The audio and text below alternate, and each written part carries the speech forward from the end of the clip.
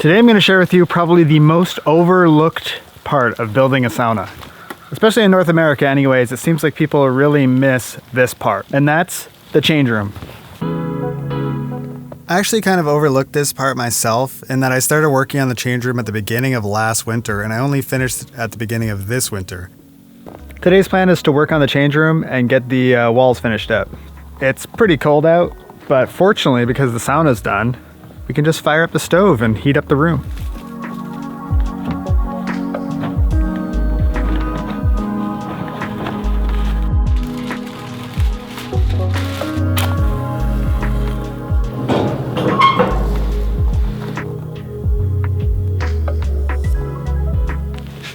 Oh man, my toes are cold, but warming up in the sauna is such a game changer. It's like 22 in here. Starting off with finishing the rigid insulation in the ceiling. This stuff is messy to cut, so I fashioned my own blade out of a circular saw blade that saw nail, and I'm pretty impressed by the low mess and clean cut this makes.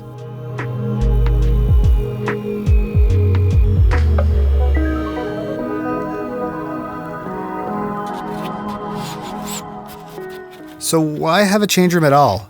The first reason is obvious, it's a place to change. Before and after sauna, it's nice to have a spot to change that's dry and warm, and we use it actually all summer long for a spot to change when we're swimming in the lake too.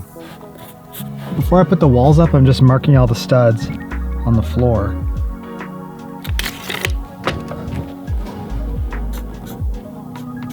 I put some backing here for hooks.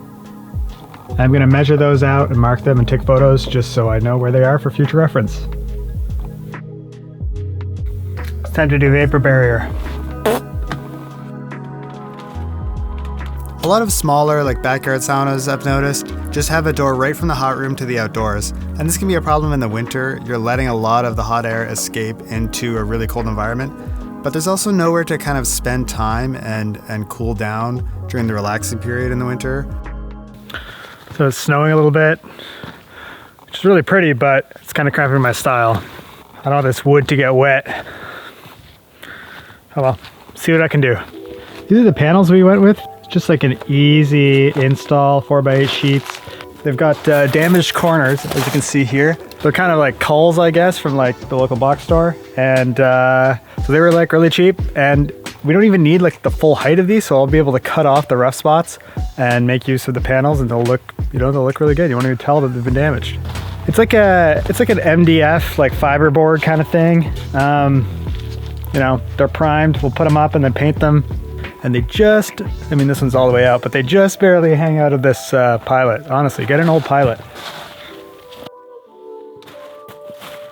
So the change room is more than just a change room. It's really just like this in-between room, in between the hot and the cold, or the hot and the rain. It's also really nice to have a spot to put stuff like clothes and towels, somewhere where it's gonna stay dry and warm. So we're gonna build like a lot of shelving into here and some like hidden storage here and there, as well as some places to sit.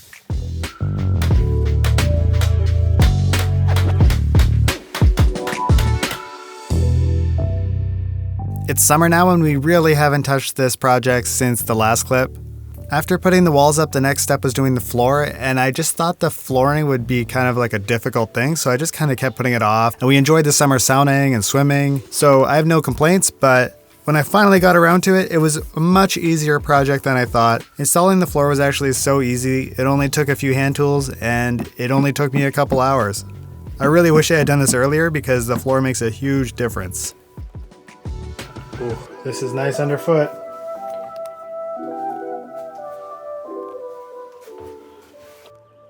My goal today is to put in the ceiling using some leftover aspen tongue and groove from the hot room. I was having a hard time finding a light fixture I wanted for this change room. It's a small space and I just really didn't know where to place one, so I decided to go with some hidden lighting similar to the sauna hot room, and I'm just gonna hide it kind of along this edge here.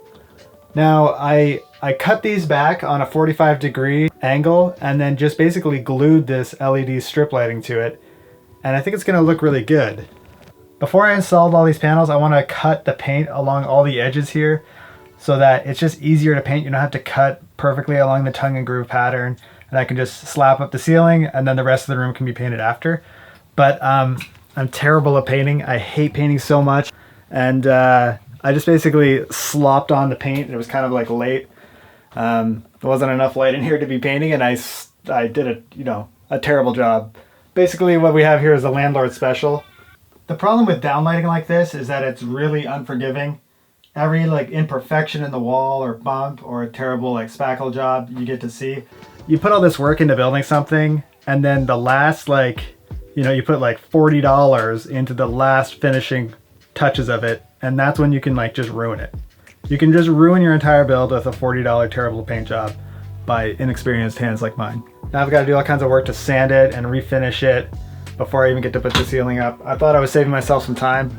Turns out I made myself some more work. One trick I have is when you're spackling or painting or doing any sort of finishing work, try to match the natural lighting you're gonna have in that space while you're doing the work. You can even like use your phone to like see the imperfections and sand them smooth before you go to finish.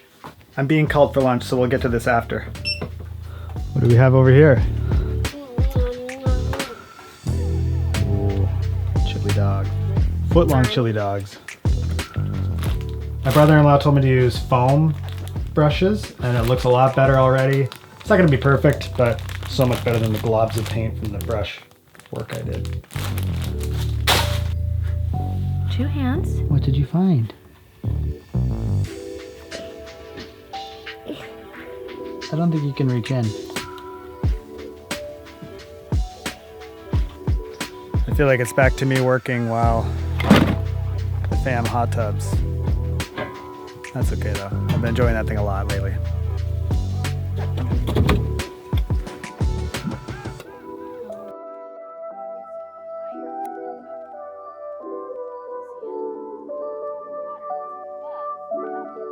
So I was thinking I'd be here all day, like cutting and installing and cutting and installing, but I ended up cutting all of these beforehand. And then now I just have to install them. Easy peasy.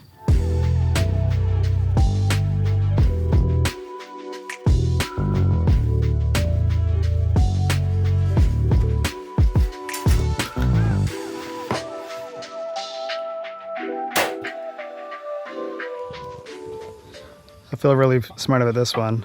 I'm going to use this to finish the ceiling. This is a little scrap that I previously ripped. So I just back ripped the 45 of the roof, and then I ripped another little notch to match the profile of this tongue and groove, and then back cut that, and that's going to go pop right up in the ceiling to fill that gap. You like it? Looks good. Nice.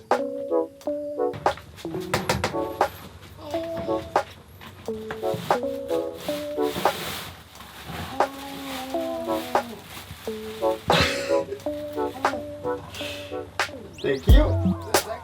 Whatever.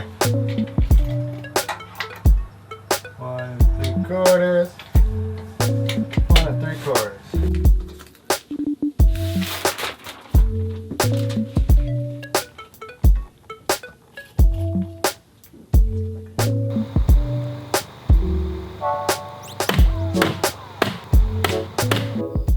This is my first time doing trim, and I don't know what I'm doing, but I'm doing it anyways, so you can too, and I'm learning a ton along the way.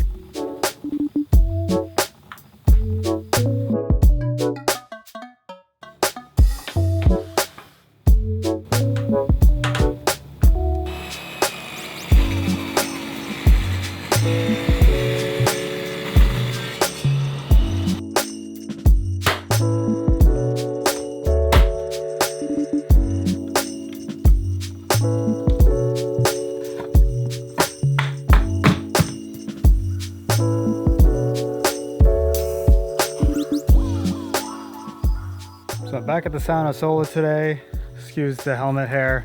I rode the bike in today. I'm just trying to finish up the change room here. Let me show you what I'm up to. Trying to finish this top piece of the attic, but I want to keep it accessible. So my idea is to put 2 doors here, and then they'll flip up towards the ceiling, and they're just going to match the wall, similar to these panels up here. So I've got some clever measuring to do up here, and some cutting and building a little frame for that, as well as some hinges. But the first problem is trying to get perfect triangles cut. So let's do it.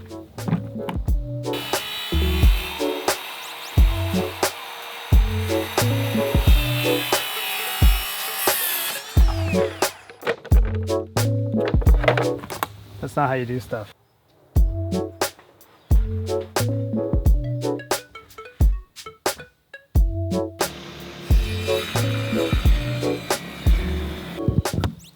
This isn't financial advice or anything, but if you're trying to save money, buy 2x4s when they're 10 bucks a piece, store them for a few months until the price drops down to $3.50 a piece, and then rip them into 2x3s.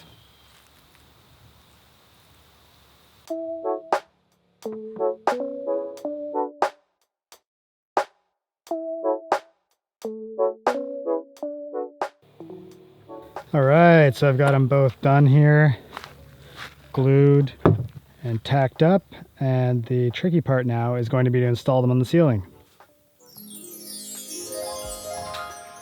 These doors are pretty tricky to hang and I needed a few hands, so I didn't really film this, but they went up really well. And now the whole room is ready to paint, and I've convinced my brother-in-law, who has painted professionally, to do the job. Sorry, Nate. I know it's going to be a huge pain to do, but I am not touching this. And we're back to winter. This is basically a year from when we started the room. The room has all been painted thanks to my brother-in-law, and my wife did some of it too. And now it's just ready for the final touches before calling it done. So we've been using the hot room quite a bit, mostly for sauna, not for eating sandwiches. But today, while I'm working on the change room here, my family's just eating sandwiches.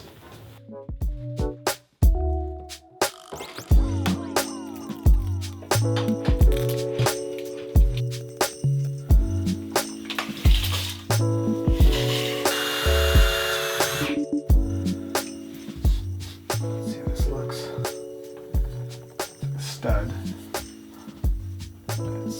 Just gonna use this as the screwdriver. Don't go too tight in case you want to switch anything. Should I test it? Wow.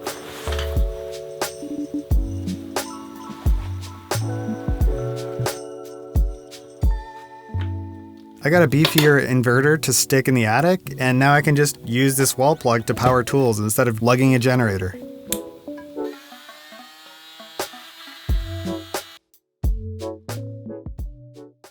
I'm going to show you some tricks we've got going on in here and basically show you how we've made use of this really tiny space and made it feel bigger and made it really useful considering it's pretty small. So this is the space. This is what it looks like when you walk in. One of the key things of this was making a vaulted ceiling. That way it just like feels bigger in here. The sauna ceiling is like basically right here, right? I don't know if you can see that.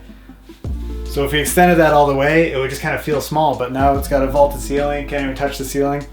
And you get some bonus attic storage up here.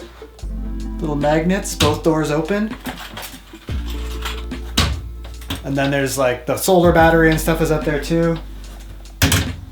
We've got some wall hooks here. Kind of like a Papa Bear, Mama Bear, Baby Bear situation. And then the window here that opens. And then the shelf is wall mounted. Doesn't really look like it's floating, but it's nice that it's off the ground for ease of sweeping and stuff. Interior lights, totally dimmable, and then we've got an exterior light out here, and that's just for string lights outside. Under the benches, again dimmable, could be quite dim if you want. Bonus hook, and then here we got a mirror, which actually makes this space feel like way bigger. It's kind of nice having a mirror. If you're sitting like over here, it just like feels huge. And then inside we've got, some like fire starter, paper towel, baby wipes, and then like essential oils and soap and stuff, and jet ski glasses. And then we've got this nice little bench with storage down here. It's kind of hard finding a bench that goes basically wall to wall, but this one's pretty good. I'm excited for this. I think it turned out really well. Yeah, this was a bunch of work, but it was, I think, really worth it. Actually, we do have one more thing. We are gonna install some cladding here and then install a nice kind of deck out to the lake. So that'll be in the spring. But for now, totally done.